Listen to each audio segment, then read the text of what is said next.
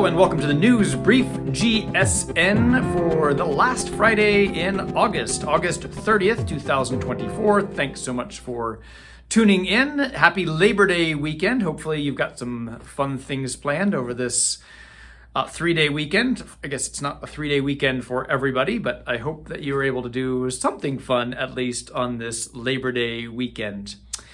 What is happening here at Good Shepherd? Well, for Labor Day, we do have our normal Mass. Sometimes I think that's got adjusted a little bit for various reasons, but it will just be the normal 8:30 time. So all are welcome to come and celebrate Mass on Monday morning. And I guess while I'm talking about scheduling, so this weekend I have all of the Masses except for the Spanish Mass. Father Mersman is taking a weekend away and having a little bit of vacation time. He's enjoying his Labor Day weekend. So I have all of the Masses except for the 12:30 Spanish this weekend, which Father Ramiro Chan has covering for me. Kind of a busy weekend for me. I've got a couple of baptism sessions and a couple of quinceañera masses and the other weekend. So it's a full weekend, but it's great. You know, it's part of the biz, I guess, but lots of people like doing celebrations on holiday weekends, baptisms and quinceañeras and weddings. And so usually these weekends tend to be a little bit busier for me because it's good to celebrate with the families on those days when people can travel and be together. So happy Labor Day weekend. What else is going on? Well, the Hunger Games, so funny. I love those books and movies, by the way. But Hunger Games, not really anything to do with the movies or the books. No one's going to be hurt or anything.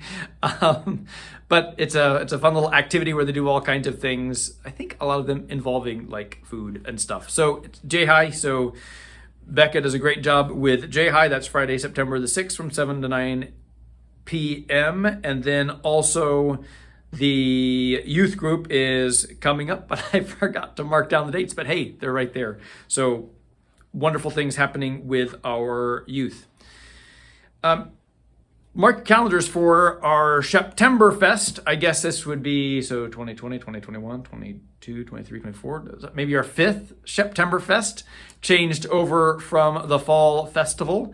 And maybe it's the 4th. I don't know when it exactly started, and rebranded our Fall Festival to be the September Fest. But it'll be the evening of September 28th. So please mark your calendars. We're excited about it. We have learned our lesson. We will have no food trucks this time. It worked well the first or second year, did not work after that. So we have learned our lesson, and we're going to go back a little bit more to what we did at our final Fall Festival with a whole bunch of food options. There'll be games and all those things. There will not be the big rides that we used to have, but it should be a really great celebration. So mark your calendars. Great opportunity, September the 28th. That's a Saturday.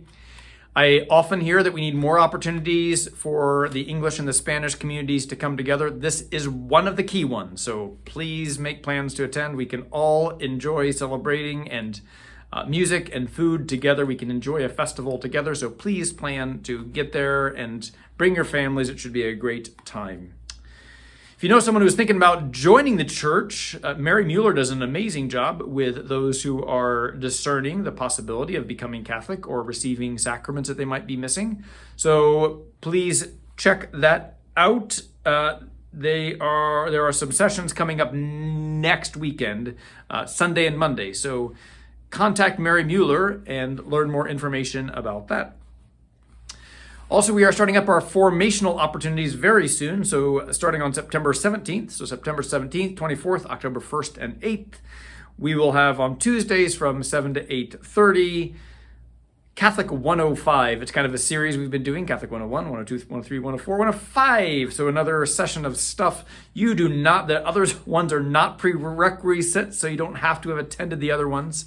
But it's talking about our what it means to be Catholic. And this time we're looking at the sacraments and other elements of what it means to be a sacramental people. So that is Catholic 105.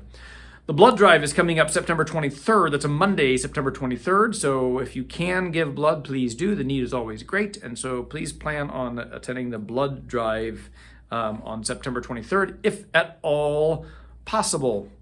And I think that is pretty much it for the news for here today. The organ is coming along. It has made really great progress. It's really taking a little bit longer, to be quite honest, than I thought it would, but it's not entirely outside of the range. They said 4 to 6 weeks for the installation and 1 and 2 to 4 weeks for the tuning and voicing. So we're still kind of within that, or maybe we are entirely within that.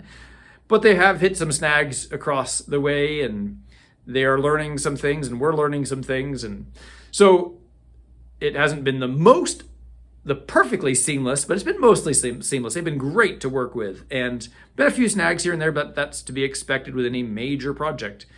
The organ builders did a really nice presentation for our school kids on Wednesday, right after the Mass, and anyone else that was at the Mass could also hear. Just like a little 10-minute presentation, and I heard several people say how interesting it was to hear, wow, there's really a lot that goes into building an organ. So that was really interesting. And then we had back to school night last night, and Matthew Harris, our new music director, played a little piece on there, played what sounded really quite good, and then played other ranks of pipes that did not sound good, and that was intentional to show there's still some more work that needs to be done. But it's coming along. We should be hearing it at Mass and various other services pretty soon. And again, we're not switching to total organ all the time, but it is another tool in our toolbox. And we're very blessed that Matthew, our new music director, is a talented organist as well. He's just got a lot of talents, and we're very blessed to have him. And I also think he's got a good awareness of our parish too. So he's got really creative ideas of how to integrate the organ in various ways into a lot of our beloved and modern contemporary repertoire.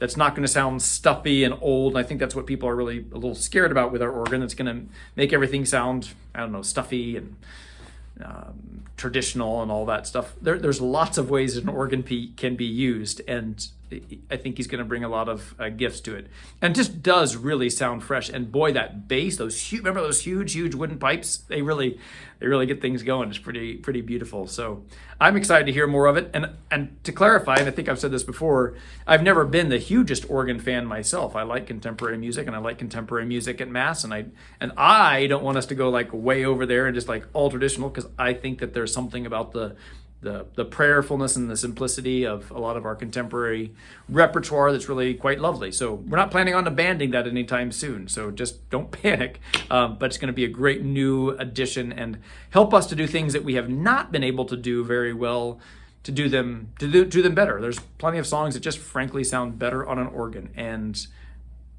we will be able to do that now. So.